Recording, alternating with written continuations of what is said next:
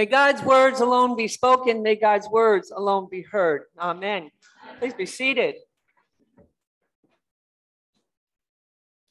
The Lord is risen. The Lord is risen indeed. All right, let's try it like you really mean it. Okay, you ready? The Lord is risen.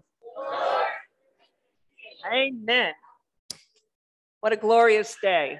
And I've got lots to say. I have a friend who is in New Zealand. I went to the cathedral there and the sermon began this way. Spend 15 minutes talking to each other about what you think Easter is. That's a priest's got nothing to say. That's not going to happen this morning, all right? It is a glorious morning for us as Christians, and we're living in the proof of Jesus' resurrection as proclaimed by a remarkable and well-loved prophet. No, it is not Mary, and it's not the disciples, but rather it is the Easter bunny. The Easter bunny, I know, you get it, right? Well, we've been hearing the tune, Here Comes Peter Cottontail. Help me out here. Hopping down the bunny trail, hippity hop, Easter's on its way. Thank you, choir. Okay. And here we are, as promised by Peter, that faithful bunny. We are witnessing Easter's return, heralded in a gospel according to Cadbury chocolate eggs. Is anybody else confused here? How has Easter, our most sacred church celebration, morphed into a rabbit of indeterminate size who delivers chocolate eggs to children? Did this bunny produce the eggs? Or did Peter manage to find a gaggle of hens that can lay chocolate eggs? I know, really. When you put it that way, the Easter bunny story does sound ridiculous. But our church is complicit in it. We like this subterfuge. We give credit to that story, and we will have an Easter egg hunt out front on the lawn right after service. I think, hi there, how are you? You okay? Okay. It's very strange to look down and see somebody looking right up at you. Yeah, how are you, sweet boy? Happy Easter. I think we need to show proper respect for the solemnity of Jesus' resurrection. I think we should ditch the eggs and instead build tiny little tombs out on the lawn and stuff them with rags. Then we should send the children outside to discover for themselves the miracle of the empty tomb and the Easter resurrection. Good luck with that. It would certainly be a lot less fun, but it would be more faithful to what we are told about the meaning of Easter. However, when you consider the biblical resurrection story, this question begs an answer. Is it any more believable than an egg-carrying rabbit? Listen to what Matthew teaches.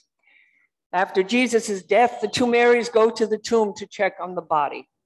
Then there's an earthquake and a descending glowing angel and a giant stone rolls away from an empty tomb. The two terrified guards seize up like an old Chevy without any oil, and the women tremble in fear. Then that glowing angel says, do not be afraid. I know that you are looking for Jesus. He's not here, he's crucified, but he has been raised. The two Marys run off to tell the other disciples. They are filled with fear. They're going to spread that message, but on the road they encounter Jesus, who once again tells them, do not be afraid. Go tell your brothers what you have seen.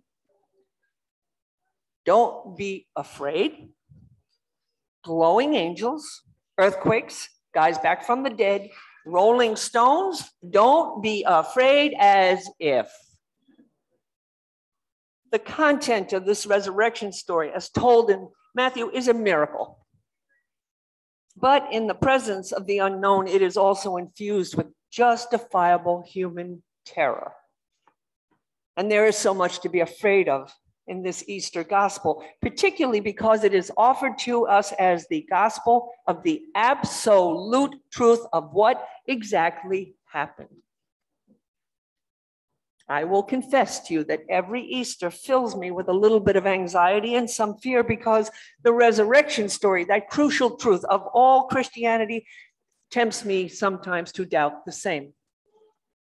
I want to believe in the physical resurrection of Jesus so absolutely. But I wonder, is this truth, or rather someone's hope for Jesus after his death?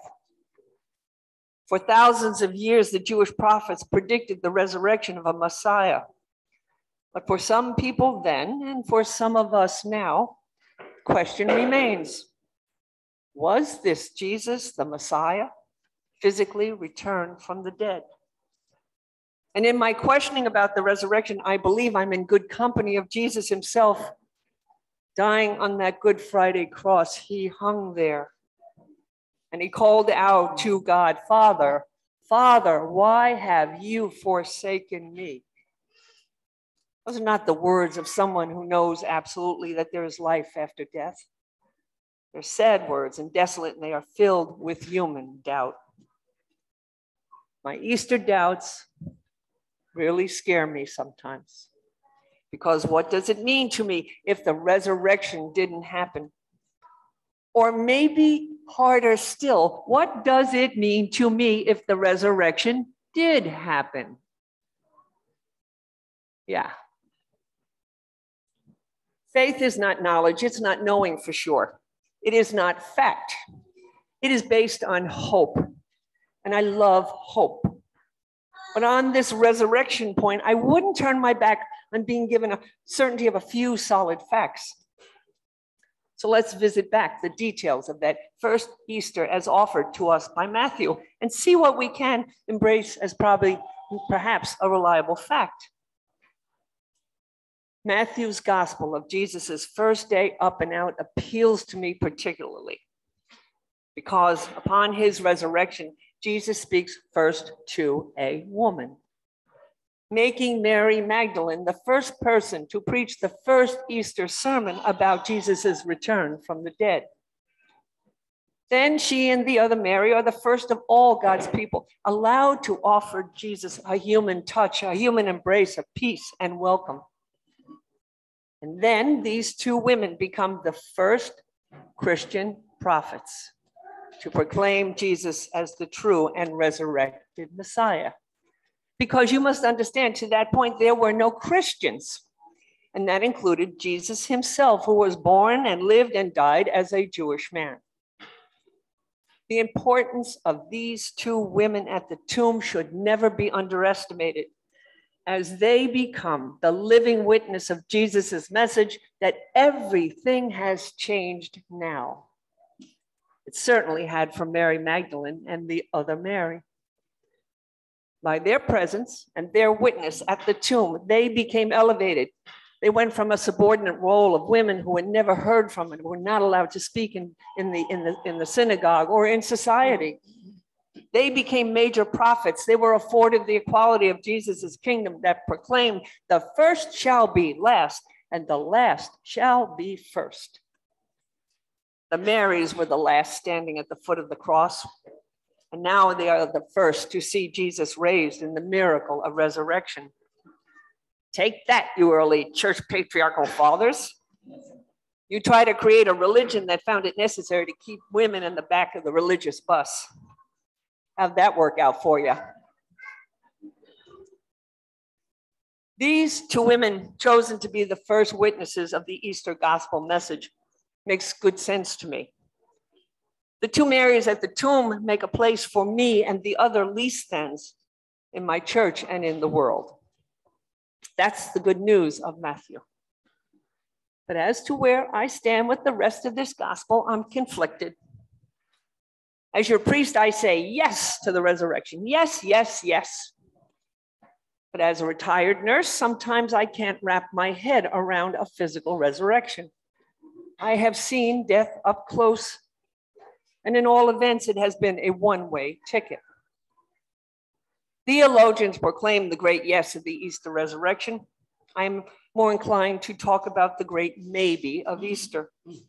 And although maybe is less than an absolute, it actually works better for me.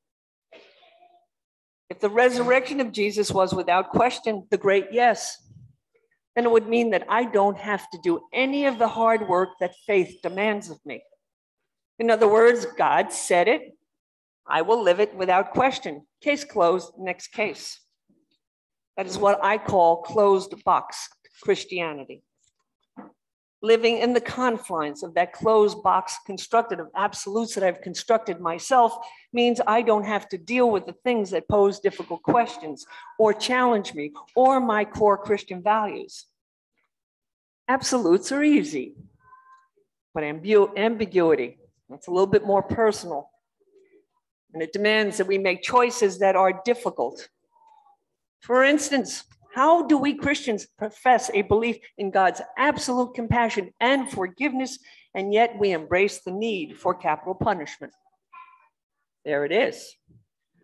I think that God, who loved creating life out of chaos, encourages our ambiguity.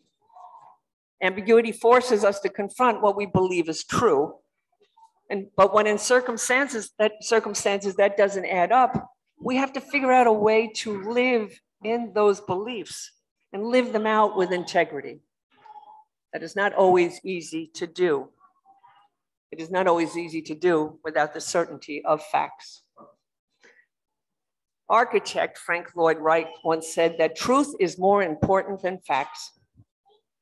And despite my uncertainty about the facts of the resurrection story, I can wholly embrace the truth that the life and death of Jesus has changed everything for us all.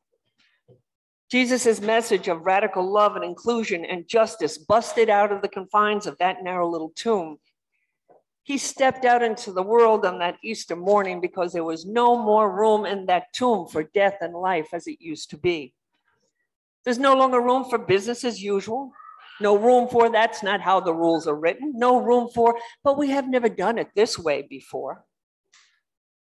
The love of Jesus for all of us, just as we are, came out of that tomb real and alive and right before our eyes. And all we have to do is open our eyes and see.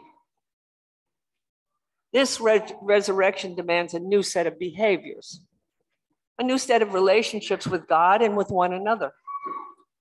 Resurrection is not how things have worked in the past, but opens that door, that tomb for the amazing possibilities of a new creation, a new, more loving and compassionate us. The world could certainly use that.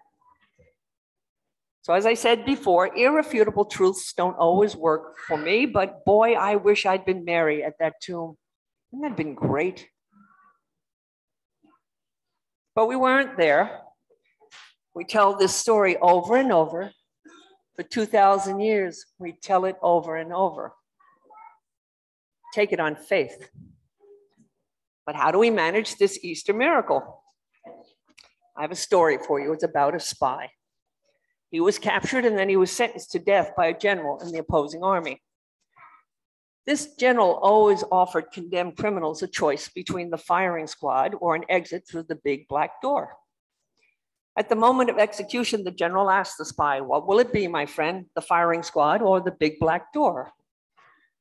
The spy hesitated for a long time and finally chose the firing squad. Moments later, shots rang out and the general said to his aides, "They always prefer the known way to the unknown. People are afraid of the undefined, yet we gave him a choice." And the aide asked, "General, what lies behind the door?" "Freedom," replied the general, "but I've only known a few brave enough to take it." Only a few brave enough to take it. It's how I feel about resurrection. It's a great maybe, or it can also be the great yes. It takes incredible courage to live in that tension. It takes incredible faith to know that either way is possible for us as Christians. So, my brothers and sisters, on this Easter morning, live into the freedom of that faith. But don't be afraid if you're unsure. Leave yourself open to the potential of Easter as the great yes of resurrection, or the great maybe, and if need be, the great not at all. Ambiguity is okay, and it is full of possibilities. We know that at St. James. We live it every day. But as we follow Jesus in justice, truth, and love, we seem to be okay. So give in to your faith and be brave. Leave yourself open to the resurrection as a new way for you to become a better version of yourself offered to us in the do-over of this Easter resurrection. And while you're at it, after service, get out on that front lawn with the kids and give thanks for those chocolate Easter eggs, wherever they mysteriously came from. Happy Easter and amen.